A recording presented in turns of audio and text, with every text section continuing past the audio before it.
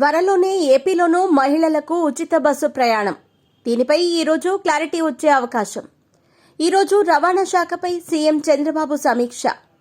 ఏపీఎస్ఆర్టీసీకి అదనంగా 2000 బస్సులు, 3500 మంది డ్రైవర్ల నియామకంపై చర్చించనున్న సీఎం. అటు కర్ణాటక, ఇటు తెలంగాణలో ఆయా రాష్ట్ర ప్రభుత్వాలు మహిళలకు ఆర్టీసీ బస్సుల్లో ఉచితంగా ప్రయాణం కల్పిస్తున్నాయి.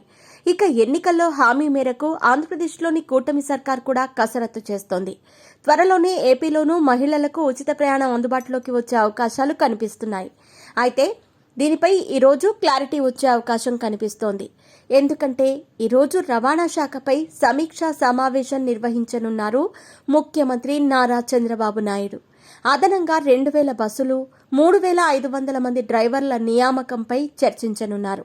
అదేవిధంగా రాష్ట్రాల సరిహద్దుల్లో రవాణా శాఖ చెక్పోస్టుల ఏర్పాటు చేయాలా వద్దా అనే అంశంపై కూడా ఓ నిర్ణయం తీసుకునే ఛాన్స్ ఉంటుందంటున్నారు. రాష్ట్రంలో ఆర్టీసీ బస్సుల్లో మహిళలకు ఉచిత ప్రయాణం అమల్లోకి తీసుకొస్తే బస్సుల్లో రద్దీ పెరుగుతుందని, దానికి అనుగుణంగా అదనంగా బస్సులు కొనాల్సిన అవసరం ఉంటుందని, ఖాళీలున్న డ్రైవర్ పోస్టులు భర్తీ చేయాలని అధికారులు ఇప్పటికే నివేదిక సిద్ధం చేశారు. మహిళలకు ఉచిత ప్రయాణం అమలు చేస్తే బస్సుల్లో రద్దీ పెరుగుతుందని, దానికి అనుగుణంగా అదనంగా బస్సులు కొనాల్సి ఉంటుందని స్పష్టం చేశారు.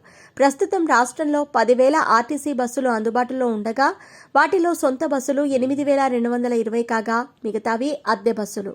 మరోవైపు గతంలో 1,480 కొత్త బస్సులు కొనగా వీటిలో ప్రతి నెల కొన్ని చొప్పున బస్సులు బాడీ బిల్డింగ్ పూర్తి చేసుకుని డిపోలకు చేరుతూనే ఉన్నాయి.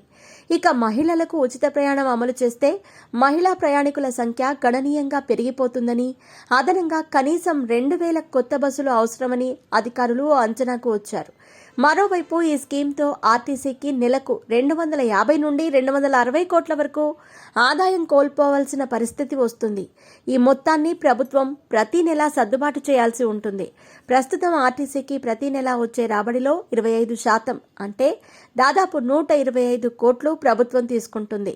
మహిళలకు ఉచిత ప్రయాణం అమలు చేస్తే మాత్రం ఆ మొత్తాన్ని ప్రభుత్వం తీసుకోకపోవడంతో పాటు అదనంగా 125 నుంచి 135 కోట్లు ప్రభుత్వమే ఆర్టీసీకి చెల్లించాల్సి ఉంటుంది.